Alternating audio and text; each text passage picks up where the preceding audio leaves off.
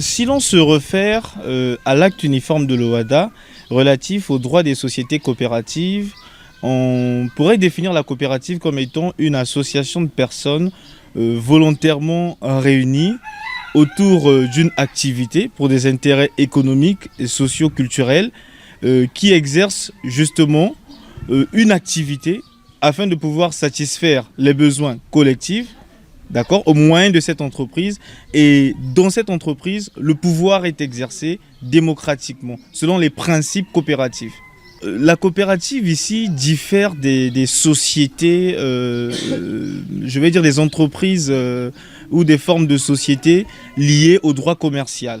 La coopérative ici réunit plusieurs personnes qui déjà à la base constituent des associés. Dans les autres formes d'entreprises qui sont régies par l'acte uniforme de l'OHADA lié aux droits des sociétés commerciales et des groupements d'intérêt économique, l'entreprise peut être créée par une seule personne. Par contre, la coopérative ici est toujours un regroupement de plusieurs personnes. Illustration parfaite à travers le cas d'exemple choisi de la coopérative des pêcheurs du district d'Oyo, zone Alima. Valentin Mbendengeso, natif d'Oyo. Roch Magloire Morosa, natif d'Oyo. Ce qui nous emmène à cette coopérative des enfants d'Oyo, zone Alima, c'est plus précisément sur la pêche. J'ai déjà entendu dire que au Congo, les poissons mouraient de vieillesse. Cette rivière n'a jamais été exploitée comme telle. Nous avons toujours fait ici une pêche archaïque. Donc, nous voulons aller vers le développement. D'où nous voulons pêcher ici le vieux poisson qui sommeille dans la rivière. Le but pour nous, parce que nous devons vraiment réaliser des exploits sur la rivière Alima, où tout le monde d'antan avait toujours l'idée que l'Alima n'a pas de poissons et tous ces mythes-là, vraiment, nous allons quand même essayer de...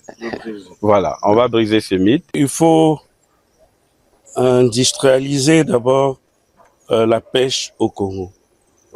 Il nous manque beaucoup d'industries dans ce sens.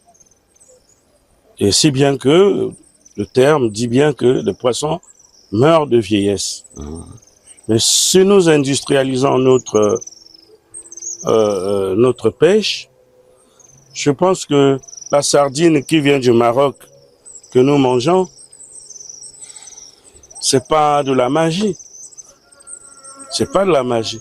Et vous avez vu les poissons qu'on a pêchés ce matin, ce sont des poissons qui nous font penser aux poissons de la mer qui par la suite finit par être poisson salé. Voilà. Donc nous pouvons aussi ici saler le mbenga, hein, le mbenga que nous pêchons ici, poisson appelé poisson Goliath.